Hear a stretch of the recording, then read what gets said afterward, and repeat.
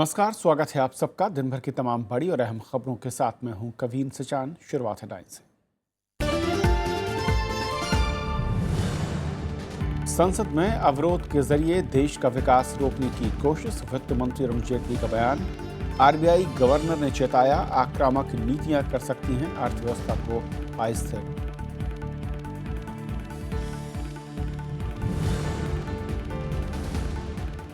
केरल के मुख्यमंत्री ओमन चांडी को राहत, 2 महीने तक एफआईआर दर्ज करने पर हाईकोर्ट की रोक। चांडी ने आरोपों को बताया बेबुनियाद।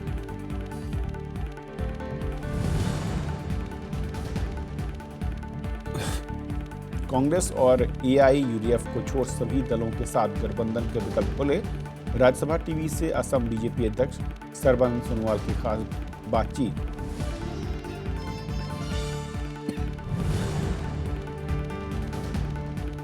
खेलों में भारत के लिए दोहरी खुशी का दिन, सानिया मिर्जा और मार्टिना हिंगिस ने जीता ऑस्ट्रेलियन ओपन महिला डबल्स का खिताब। T20 का दूसरा मैच जीत टीम इंडिया ने किया सीरीज पर कब्जा।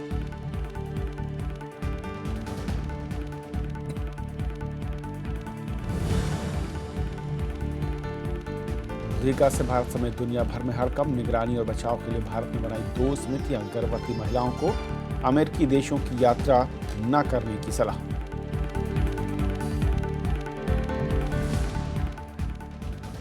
और अब देखते हैं पहली खबर।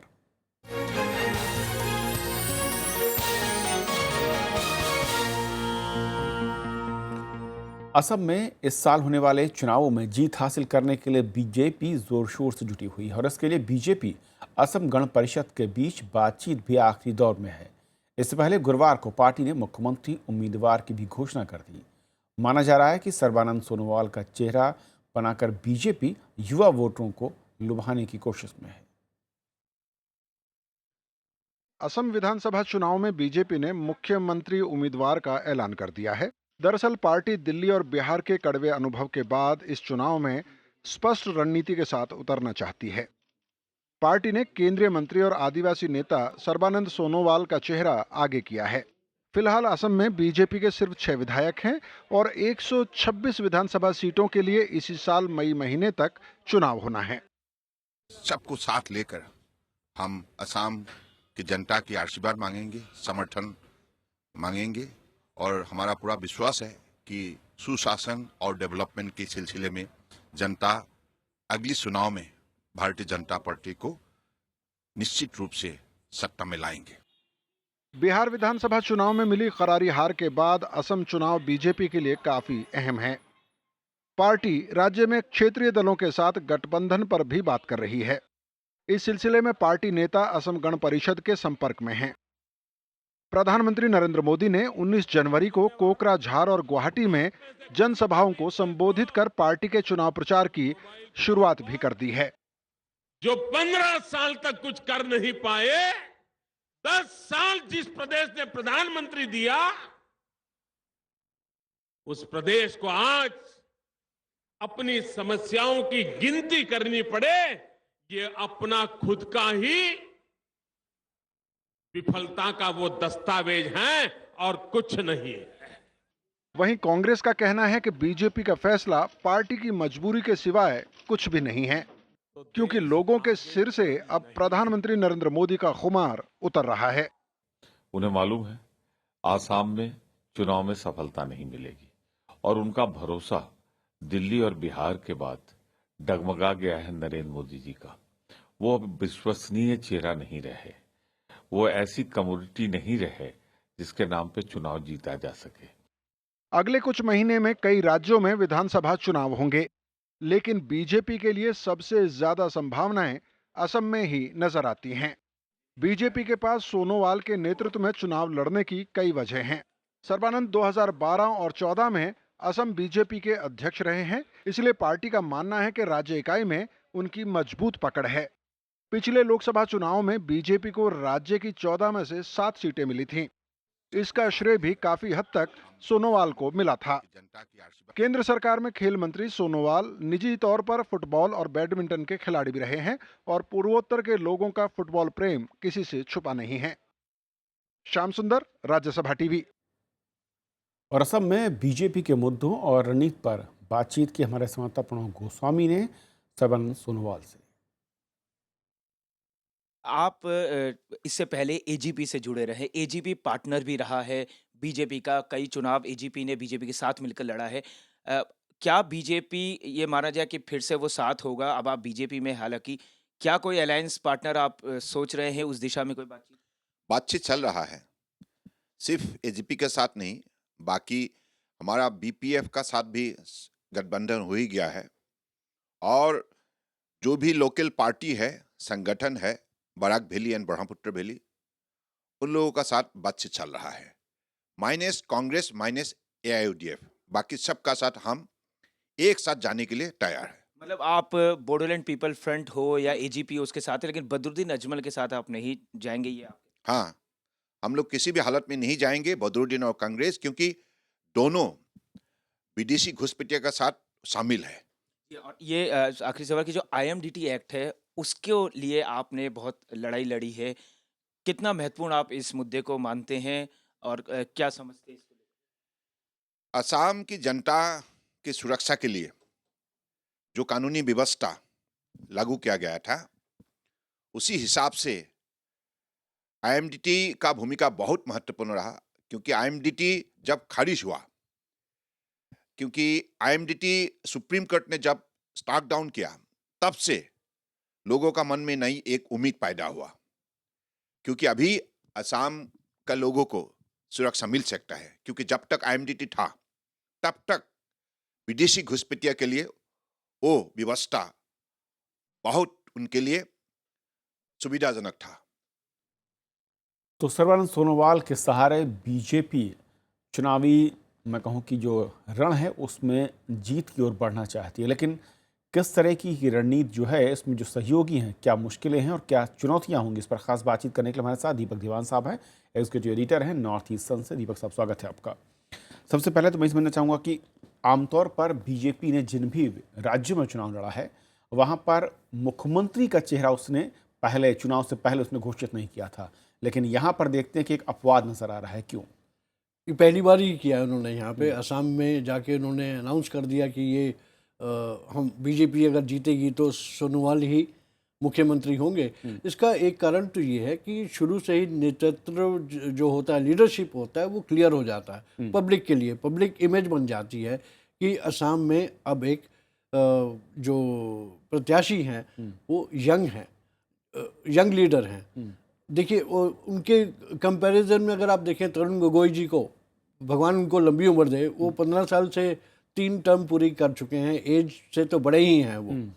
और थोड़ा वो भी है कि वो भी फेस कर रहे हैं एंटी इनकम्बेंसी, जो कि वो डिनाई करते हैं। मैं उनको अभी जब दिल्ली आए थे, वो पिछले हफ्ते ही बात हुई थी उनसे, उन्होंने कहा कि नहीं, मेरा ये चुनाव डेवलपमेंट मुद्दे को लेके होगा, कांग्रेस का प्लैंक होगा डेवलपमेंट। और उन्होंने ये माना कि मेरा चुनाव सीधा मोदी के साथ है। लेकिन क्या ऐसा लगता है कि बीजेपी के अंदर असम में सर्बानंद सोनोवाल को मुख्यमंत्री पद का चेहरा घोषित करने के पीछे ये भी वजह है कि उस राज्य में बीजेपी के पास दूसरे नेताओं की, मैं कहूँ कि बड़े नेताओं के चेहरे नहीं हैं, जैसे कि आमतौर पर दूसरे राज्यों में होता है, और इसीलिए झगड़ा भी नहीं है किसी एक नाम को लेकर?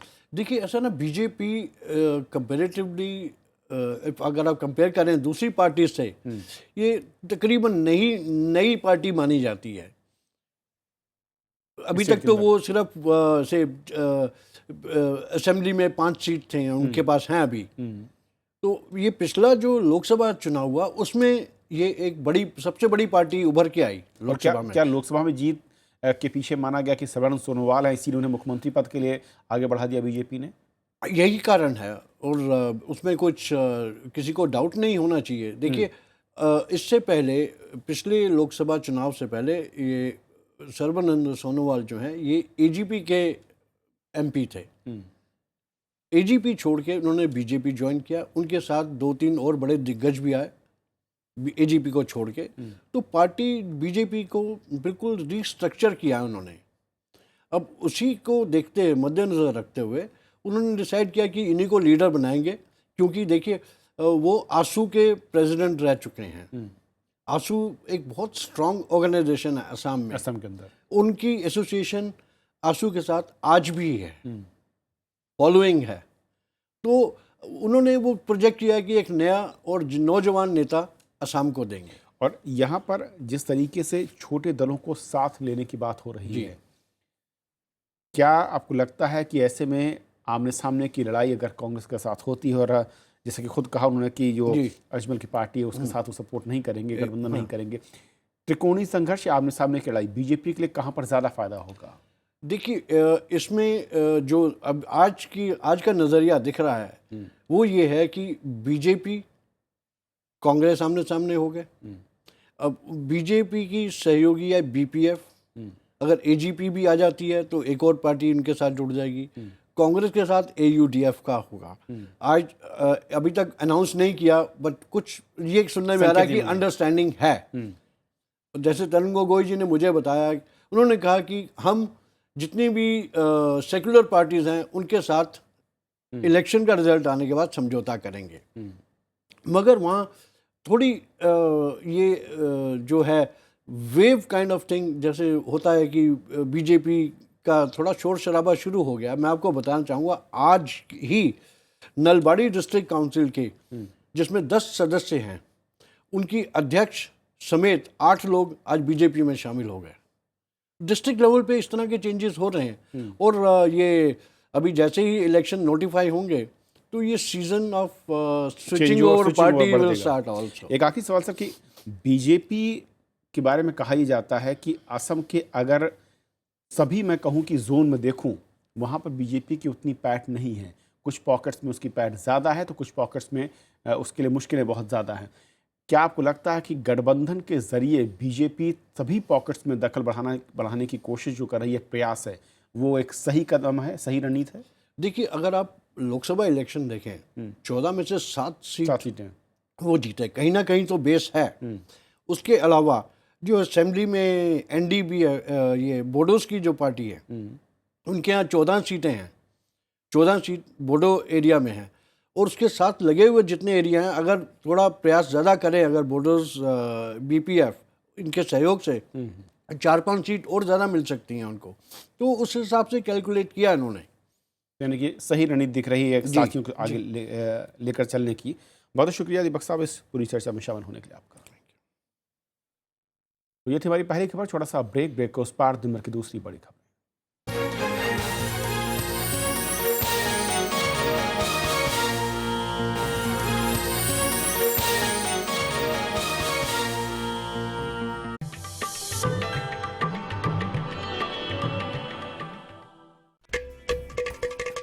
घटम प्राचीन दक्षिण भारतीय ताल वाद्य जब बजता है तो सृष्टि के 5 तत्वों धरा, जल, वायु, अग्नि और आकाश के स्वर को इसकी धुन में किया जा सकता है महसूस।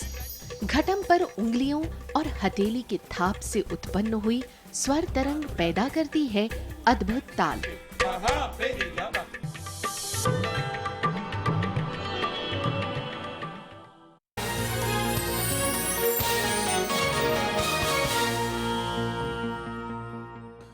सोलर घोटाले मामले में केरल के मुख्यमंत्री ओमन चांडी को राहत मिल गई है। केरल हाई कोर्ट ने चांडी और राज्य के ऊर्जा मंत्री अरियादन मोहम्मद के खिलाफ एफआईआर दर्ज करने की निचली अदालत के आदेश पर 2 महीने के लिए रोक लगा दी है। चांडी ने सभी आरोपों को गलत बताया है, लेकिन विपक्ष उनके इस्तीफे की मांग पर कायम है।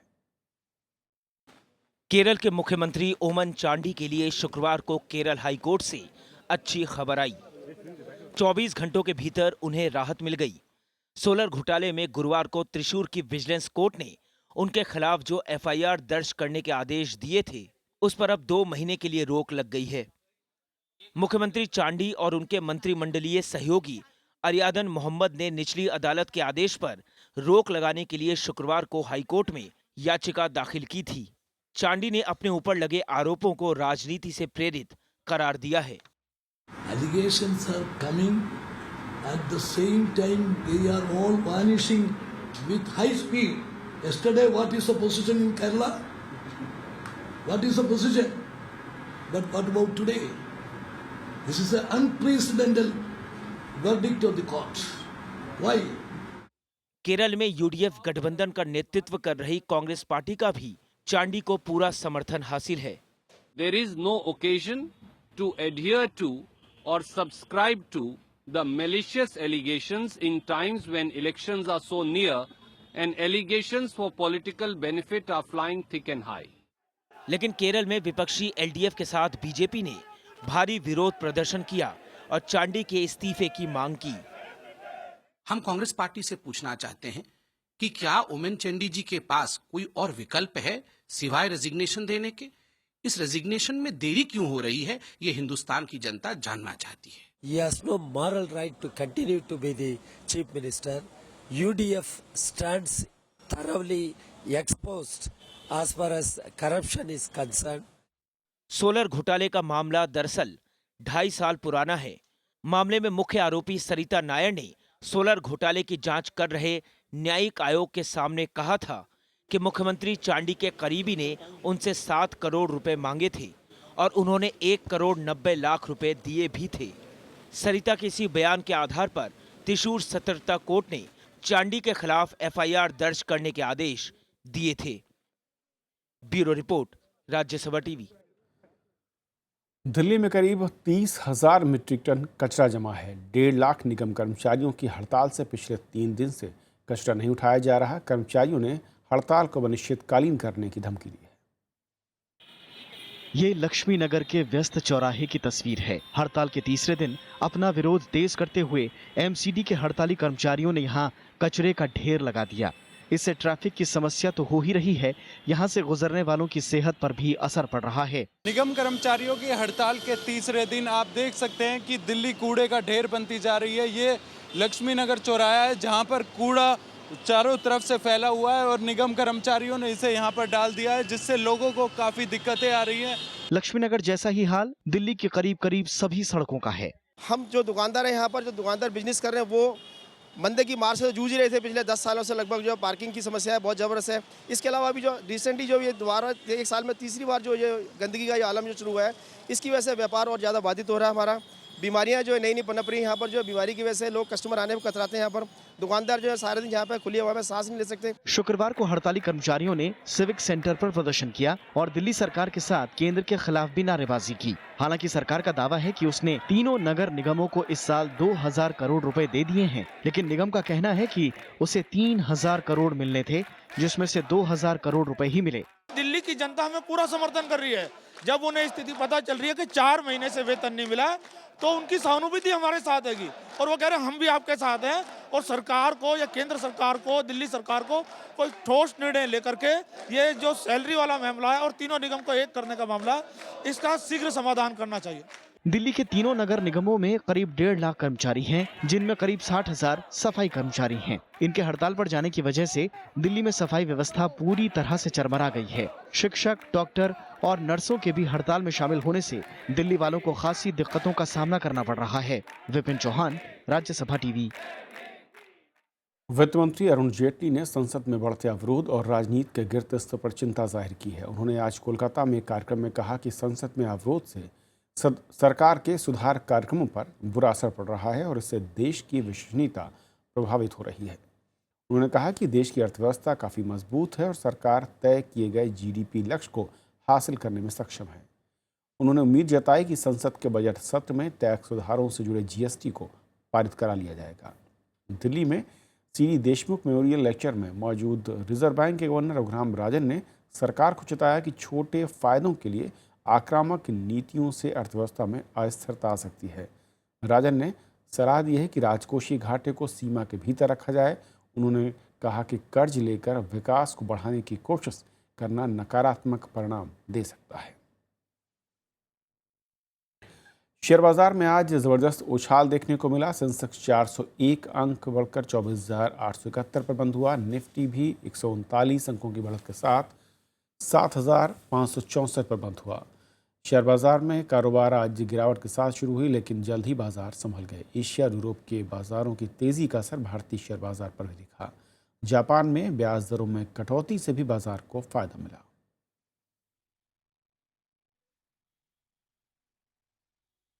जीका वायरस के खतरे से दुनिया भर में चिंता का माहौल। इससे निपटने के लिए भारत ने भी 2 समूह बनाए हैं।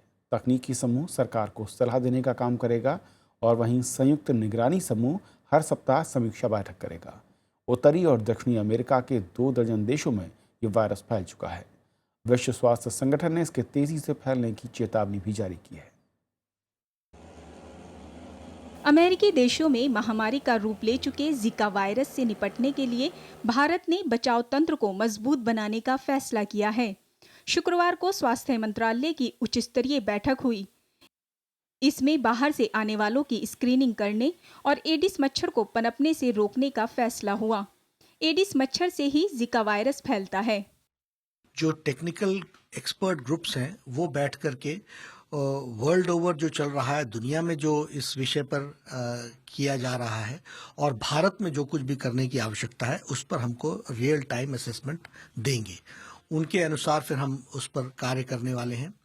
इसके साथ साथ हमने सर्वेलेंस बढ़ा दी है और सर्वेलेंस को स्ट्रेंथन करने का प्रयास किया है। दरअसल जिका वायरस गर्भ में बच्चों के मस्तिष्क के विकास को रोक देता है। फिलहाल इस वायरस से ब्राजील सबसे ज्यादा पीड़ित है। यहाँ पिछले साल अक्टूबर से अब तक 4000 से ज्यादा बच्चों का जन्म अविकसित मस्तिष्क के साथ हुआ है। भारतीय चिकित्सा संघ यानी IMA ने गर्भवती महिलाओं को अमेरिकी देश नहीं जाने की सलाह दी है। ये किसी भी आदमी को हो सकता है, किसी भी औरत को हो सकता है, लेकिन किसी को कोई ये इल इफेक्ट नहीं करता, ये डेंजरस नहीं है। लेकिन अगर औरत प्रेग्नेंट है तो वो उसके बच्चे के ब्रेन को डेवलप नहीं होने देता। वो प्रेगनेंसी की स्टेज जहाँ बच्चा का ब्रेन डेवलप हो रहा है उसको डेवलप नहीं होने देगा, तो ब्रेन छोटा रह जाएगा और हो सकता है बच्चे की मौत भी हो जाए उसके साथ में। तो बच्चे के ब्रेन के लिए खतरनाक है। सो ये एडवाइजरी सिर्फ मदर के लिए नहीं है, there is no danger to the mother, लेकिन इसलिए एडवाइजरी जो है वो प्रेग्नेंट लेडीज के लिए है। विश्व स्वास्थ्य संगठन ने भारत जैसे उष्णकटिबंधीय देशों को जीका वायरस से खास तौर पर सतर्क रहने को कहा है। इन देशों में डेंगू और चिकनगुनिया जैसी बीमारियां पहले से मौजूद हैं, जो एडिस मच्छर से ही फैलती हैं। जिका से बचाव के लिए फिलहाल कोई टीका या दवा नहीं है।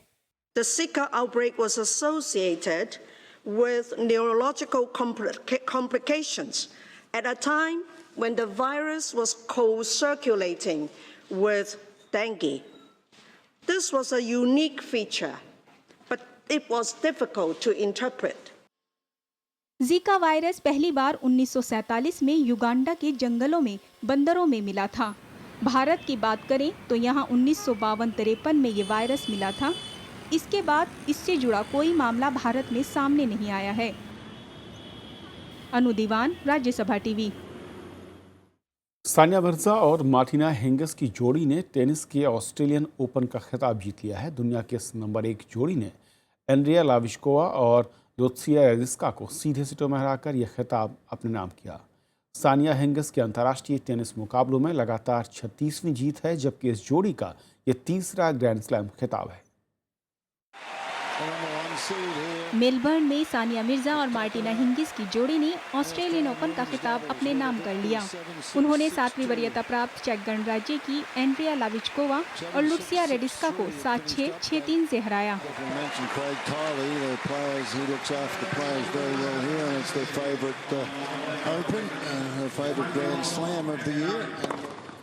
हालांकि पहले सेट में दोनों जोड़ियों के बीच कड़ा मुकाबला देखने को मिला। सानिया मिर्जा अपनी जोड़ीदार मार्टिना हिंगिस का हौसला बढ़ाती नजर आईं, जिसके बाद दोनों ने मिलकर बाजी पलट दी और दूसरे सेट में ये खिताब अपने नाम कर लिया।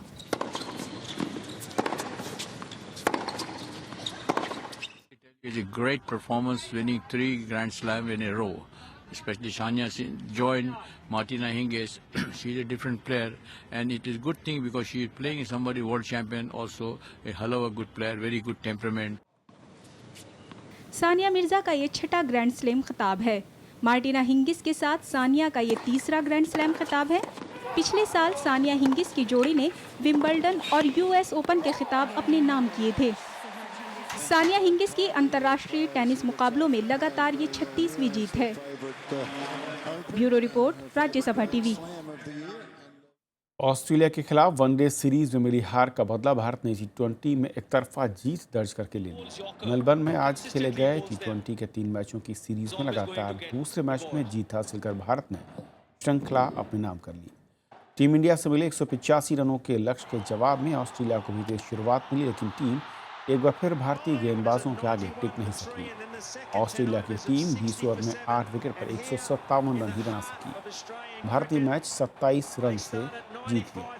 भारत के लिए जसप्रीत बुमराह और रविंद्र जडेजा ने 2-2 विकेट हासिल किए। जबकि इससे पहले रोहित शर्मा ने 60 और शिखर धवन ने 42 रन बनाकर पहले विकेट के लिए 57 रनों की बड़ी साझेदारी की। इससे पहले भारत के ऑस्ट्रेलिया के खिलाफ वनडे सीरीज में 1-4 से हार गई। ऑस्ट्रेलिया में क्रिकेट के मैदान में भारत के लिए दोहरी खुशी का दिन रहा। पुरुषों के क्रिकेट की तरह ही महिला T20 मैच में भी भारत ने ऑस्ट्रेलियाई टीम को लगातार 2 मैचों में हराते हुए 3 मैचों की सीरीज अपने नाम कर ली। खास बात यह रही कि यह मैच ऑस्ट्रेलिया के उसी मेलबर्न क्रिकेट ग्राउंड में हुआ जिसमें पुरुषों का आज का मैच खेला गया। भारतीय टीम ने बारिश से प्रभावित दूसरे T20 मैच में ऑस्ट्रेलिया को एक तरफा अंदाज में डकवर्थ लुईस नियम के सहारे 10 विकेट से हराया। बारिश के चलते देर से शुरू हुए मैच में ओवरों की संख्या घटाकर 18 की गई और भारत ने टॉस जीतकर पहले ऑस्ट्रेलिया को बल्लेबाजी करने के लिए उतारा। मेज़बान टीम ने 8 विकेट पर 125 रन बनाए, लेकिन तब तक बारिश हुई और भारत को डकवर्थ लुईस नियम से 10 ओवर में 66 रन का लक्ष्य मिला, जिसे उसने 9.1 ओवर में ही बिना कोई विकेट खोए हासिल कर लिया। एक नज़र देश भर की और दुनिया की कुछ बड़ी खबरों पर। राजस्थान के जैसलमेर में शुक्रवार को एक मोटार फटने से 2 जवानों की मौत हो गई जबकि 5 घायल हुए। किशनगंज फायरिंग रेंज में सेना के अभ्यास के दौरान यह हादसा हुआ। घायलों को हॉस्पिटल में एडमिट कराया गया है, जहां पर हालत गंभीर बनी हुई है। छत्तीसगढ़ में संपत्ति कर में 50% इजाफे के विरोध में शुक्रवार को कांग्रेस ने बंद का आह्वान किया। राज्य में बंद का मिला जुला असर रहा। इस हड़ताल को चैम्बर ऑफ कॉमर्स ने भी समर्थन दिया। उत्तर प्रदेश के झांसी में यात्रियों की सूझबूझ से एक बड़ा हादसा होते होते बचा। एक यात्री ने मानिकपुर स्टेशन पर महानगरी एक्सप्रेस में एक संदिग्ध बैग होने की सूचना दी। जांच में इस बैग में टाइम बम मिला। सुप्रीम कोर्ट ने निजी अस्पतालों में नर्सों की काम करने की हालत पर चिंता जाहिर करते हुए सरकार को 4 हफ्ते में विशेषज्ञ समिति बनाने को कहा है। कोर्ट ने 6 महीने में रिपोर्ट मांगी है, जिसके आधार पर सरकार को कानून बनाना होगा। सुप्रीम कोर्ट ने क्रिकेटर महेंद्र सिंह धोनी के खिलाफ आपराधिक कार्रवाई पर रोक लगा दी है। धोनी पर धार्मिक भावनाओं को आहत करने का आरोप है। उन्हें एक विज्ञापन में भगवान विष्णु के अवतार में दिखाया गया था। मुंबई मेट्रो के किराए में बढ़ोतरी पर हाईकोर्ट ने 11 फरवरी तक रोक लगा दी है। अदालत ने मेट्रो संचालन कंपनी को गलत जानकारी देने के मामले में फटकार भी लगाई। वर्सोवा घाटकों पर मेट्रो रेल का संचालन करने वाली कंपनी ने 1 दिसंबर 2015 से किराए में 5 रुपए की बढ़ोतरी का प्रस्ताव किया था। शुक्रवार को नागपुर की सेंट्रल जेल के करीब 140 कैदियों को एटीएम कार्ड दिए गए। इससे कैदी जेल की कैंटीन में महीने में 2,500 रुपए तक का सामान खरीद सकेंगे। राज्य की 9 केंद्रीय जेलों में बंद 10,000 से भी ज्यादा कैदियों को इस सुविधा का लाभ मिलेगा। शुक्रवार को गुजरात के राजकोट में इलेक्ट्रिक बस का ट्रायल रन किया गया। अगले 1 महीने तक शहर के कुछ चुनिंदा रास्तों पर इसका संचालन किया जाएगा। उसके बाद नगर निगम इस योजना के भविष्य पर फैसला लेगा। मुंबई के जुहू बीच पर एक व्हेल मछली मरी हुई मिली, जिसे देखने के लिए बड़ी संख्या में लोग पहुंचे। व्हेल की लंबाई 35 फुट और वजन तकरीबन 20 टन है। मौत की वजह का खुलासा पोस्टमार्टम रिपोर्ट के बाद होगा। तमिलनाडु और पुडुचेरी के 4 दिनों से हड़ताल पर चल रहे मछुआरों ने अपनी हड़ताल खत्म कर दी है। 2 लाख से अधिक मछुआरे श्रीलंका में जब्त की गई नौकाएं लौटाए जाने की मांग कर रहे हैं। नागापत्तनम के जिलाधीश ने मछुआरों के इस मुद्दे को केंद्र सरकार के साथ उठाने का भी भरोसा दिया है। तो खबरों के आज के सफर में इतना ही, लेकिन जाते आते छोड़ जाते हैं बेटिंग रिट्रीट की कुछ खूबसूरत मनमोहक तस्वीरों के साथ।